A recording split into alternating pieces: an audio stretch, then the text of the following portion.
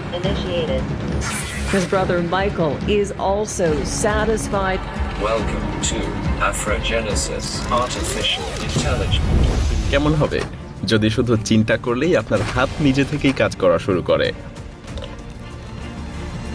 কোনো সুইচ টিপতে হবে না, কোনো কমান্ডো দিতে হবে না। আপনি ভাবলেন আর হাত সেটাই করলো। এটা কি কোনো সায়েন্স ফিকশন মুভির দৃশ্য? না, এটা এখন বাস্তব। Wrist pronation. System initiated. ঘরের কোণে বসেই পুরনো ইলেকট্রনিক্সের যন্ত্রাংশ জোড়াতালি দিয়ে শুরু করলেন তাদের গবেষণা। কিভাবে সাধারণ কাগজ কলমের নকশা থেকে একেবারে বাস্তবের একটা রোবোটিক হাত তৈরি করলেন, এবং কেমন করেই বা তাদের এই আবিষ্কার আমেরিকার ইঞ্জিনিয়ারদেরকেও তাক লাগিয়ে দিল। আর আমেরিকা এখন তাদের হন্য হয়ে খুঁজছে। এটা এমন এক অধ্যায় যা পৃথিবীর কোটি কোটি মানুষের জীবনে পরিবর্তন আনতে পারে। আজ আমরা জানব কিভাবে এই দুই তরুণ উদ্ভাবক নিজেদের সীমাবদ্ধতাকে পেরিয়ে এক যুগান্তকারী প্রযুক্তি আবিষ্কার করলেন। Robotic arm system under self-testing. Articulations levels. Protocol sequences activated. David এবং মোসেস দুজনই কেনিয়ার একটা ছোট্ট শহরে বেড়ে উঠেছেন। প্রযুক্তির প্রতি ভালোবাসা তাদের ছোটবেলা থেকেই ছিল, কিন্তু দারিদ্রতা তাদের জীবনকে কঠিন করে তুলেছিল। My name is Sarah David Igadu Jerry. I am an innovator. Amika. My name is Moses Kinanjaroge. Since my childhood, I've been curious and passionate innovator. পরিবার চালানোর জন্য পড়াশোনা মাঝপথেই ছেড়ে দিতে হয়েছিল, কিন্তু তাদের স্বপ্ন থেমে থাকেনি। দুইজন মিলে ঠিক করলেন তারা এমন কিছু করবেন যা মানুষের জীবন বদলে দেবে। তাদের যাত্রা শুরু হয় আফ্রোজেনেসিস নামে একটা প্রতিষ্ঠান গড়ে তোলার মাধ্যমে। Testing. Check. Wrist level under and radius. Y axis. Sequential testing. এটা কোনো বিলিয়ন ডলারের কোম্পানি না, বরং এটা একটা ছোট্ট কর্মশালা যেখানে পড়ে থাকা পুরনো ইলেকট্রনিক যন্ত্রাংশ নিয়ে তারা পরীক্ষা নিরীক্ষা চালাতেন। দিনের পর দিন, রাতের পর রাত তারা কাটিয়েছেন কেবল নতুন নতুন ধারণা নিয়ে কাজ করতে করতে। কোনো আধুনিক ল্যাব ছিল না কোনো উন্নত প্রযুক্তি, কিন্তু তাদের সবচাইতে বড় সম্পদ ছিল অক্লান্ত পরিশ্রম আর একে অপরের প্রতি বিশ্বাস। প্রথম দিকে তারা ছোটখাটো কিছু ইলেকট্রনিক ডিভাইস তৈরি করতেন যাতে সেখানকার স্থানীয় মানুষদের কিছুটা উপকার হয়, কিন্তু এরপরই তাদের নজর পড়ে বিশাল এক সমস্যার দিকে। পঙ্গু মানুষদের জন্য কম খরচে কার্যকরী কৃত্রিম হাত তৈরি করা। এখান থেকেই শুরু হয় তাদের জীবনের সবচাইতে বড় চ্যালেঞ্জ, একটা এমন রোবোটিক হাত তৈরি করা যা ব্যবহারকারীর মস্তিষ্কের সিগন্যাল অনুসারে কাজ করবে। Wrist pronation. System initiated. সাধারণ প্রস্থেটিক হাত যেখানে হাতের পেশির সংকেত ব্যবহার করে চলে, সেখানে তারা এমন কিছু বানাতে চাইলেন যা সরাসরি মানুষের চিন্তার মাধ্যমে নিয়ন্ত্রিত হবে। কিন্তু এমন কিছু কি সম্ভব? তাদের কি এত বড় একটা প্রযুক্তি বানানোর আগে প্রয়োজনীয় জ্ঞান বা উপকরণ ছিল? Finger. Check. Index. Finger. Check. Test sequences. Protocol deactivated. আসলে উদ্ভাবনের স্বপ্ন দেখা এক জিনিস, কিন্তু সেটাকে বাস্তবে রূপ দেওয়া সম্পূর্ণ ভিন্ন ব্যাপার। ডেভিড এবং মোসেসের লক্ষ্য ছিল এমন একটা কৃত্রিম হাত তৈরি করা যা মানুষের চিন্তার মাধ্যমে কাজ করবে। কিন্তু প্রশ্ন হলো কিভাবে?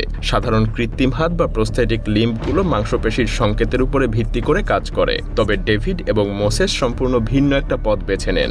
তারা এমন এক নিউরাল নোড বায়োপটেনশিয়াল হেডসেট তৈরি করেছেন যা ব্যবহারকারীর মাথায় পড়তে হয় এবং মস্তিষ্কের তরঙ্গ ধরে রাখতে পারে।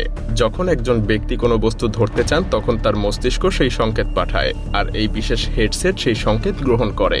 এরপর সেই সংকেতকে বৈদ্যুতিক তরঙ্গে রূপান্তর করে রোবোটিক হাতে পাঠানো হয়, এবং হাত ঠিক সেই অনুযায়ী নড়াচড়া করে। এই উদ্ভাবনের সবচাইতে আশ্চর্যজনক দিক হলো এটা শুধু মনের ইশারাতেই কাজ করে না, বরং ভয়েস কমান্ড দিয়েও এটাকে চালানো সম্ভব। অর্থাৎ কেউ যদি হাত নাড়ানোর চিন্তা না করতে পারেন, তবে শুধু বলে দিলেই হাত কাজ করবে।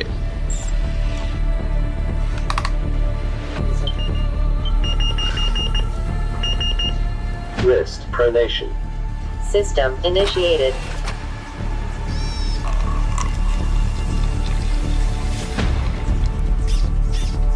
এটা বিশেষভাবে তাদের জন্য কার্যকর যাদের মস্তিষ্কের সংকেত ঠিকঠাকভাবে কাজ করলেও পেশিগুলো দুর্বল হয়ে গেছে। ডেভিড আর মোসেস তাদের কর্মশালায় দিনের পর দিন গবেষণা করেছেন, পরীক্ষা চালিয়েছেন, ব্যর্থ হয়েছেন, আবার নতুনভাবে চেষ্টা করেছেন। তাদের প্রথম প্রোটোটাইপ ঠিকঠাকভাবে কাজ করছিল না, মস্তিষ্ক থেকে আসার সংকেতের শক্তি যথেষ্ট ছিল না, তাই তারা এটাকে আরও সংবেদনশীল করতে উন্নত সেন্সর যুক্ত করেন। এরপর তারা একটা বিশেষ রেডিও ফ্রিকোয়েন্সি ট্রান্সমিটার ব্যবহার করেন যা সংকেতগুলোকে আরও শক্তিশালী করে রোবট রোবোটিক হাতে পাঠাতে পারে। এটা শুধু গতানুগতিক কৃত্রিম হাতের বিকল্প না, বরং তার চাইতেও অনেক বেশি উন্নত। সাধারণ কৃত্রিম হাত ব্যয়বহুল এবং অনেক জটিল প্রশিক্ষণের প্রয়োজন পড়ে, কিন্তু এই হাত সহজেই ব্যবহার করা যায় এবং তুলনামূলকভাবে এটা অনেক সস্তা। তবে উদ্ভাবন মানেই তো সহজ কিছু না। নতুন কিছু বানাতে হলে ব্যর্থতার সঙ্গেই সবচাইতে বেশি বন্ধুত্ব করতে হয়। আর ডেভিড এবং মোসেসের জীবন যেন সেই ব্যর্থতা আর সংগ্রামের এক একটা অধ্যায়। অর্থের অভাব, প্রয়োজনীয় সরঞ্জামের অভাব, গবেষণার সুযোগ না পাওয়া, তাদের জীবনে এসব চ্যালেঞ্জের যেন কোনো শেষ ছিল না। তাদের সবচাইতে বড় সমস্যা ছিল কোথা থেকে তারা শুরু করবে। তাদের ছিল না কোনো ল্যাব, না ছিল কোনো দামি যন্ত্রপাতি। তাই তারা সিদ্ধান্ত নেন শহরের বর্জ্য ফেলার জায়গা থেকেই তারা প্রয়োজনীয় যন্ত্রাংশ সংগ্রহ করবেন।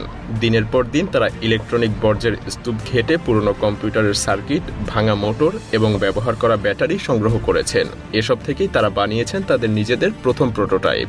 প্রতিবার ব্যর্থতার পর তারা সমস্যার কারণ খুঁজে বের করতেন, নতুন সমাধান খুঁজতেন এবং আরো উন্নত মডেল তৈরি করতেন। The thought of thinking how to start machines that will help persons living with disabilities. কেবল এই রোবোটিক হাতই না, বরং তারা আরো অনেক উদ্ভাবনী কাজ করেছেন। কোভিড-19 মহামারীর সময় তারা এমন এক জীবাণুনাশক ডিভাইস তৈরি করেছিলেন যা স্বয়ংক্রিয়ভাবে যে কোনো জিনিসকে জীবাণুমুক্ত করতে পারে। এছাড়া তারা এমন একটা বায়ু বিশুদ্ধকরণ যন্ত্র তৈরি করেছিলেন যা বাতাসের ভাইরাসকে ধ্বংস করতে সক্ষম।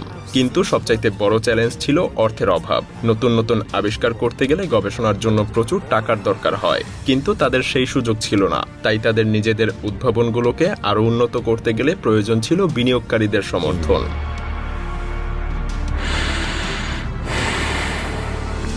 কিন্তু দুর্ভাগ্যজনকভাবে কোনো বড় প্রতিষ্ঠান তাদের সাহায্য করতে এগিয়ে আসেনি। এখন প্রশ্ন হলো, তাদের এই উদ্ভাবনের আসলে ভবিষ্যৎ কি? এটা কি সত্যিই বিশ্বব্যাপী মানুষের জীবন বদলাতে পারবে? আর তারা ভবিষ্যতে কি বা প্ল্যান করছে? আসলে ডেভিড এবং মোসেসের যাত্রা এখনো শেষ হয়নি, বরং এটা তো কেবল একটা শুরু। তাদের স্বপ্ন শুধু একটা রোবোটিক হাত বানানো না, বরং এটা এমনভাবে তৈরি করা যাতে এটা সাশ্রয়ী, কার্যকর এবং সহজলভ্য হয়।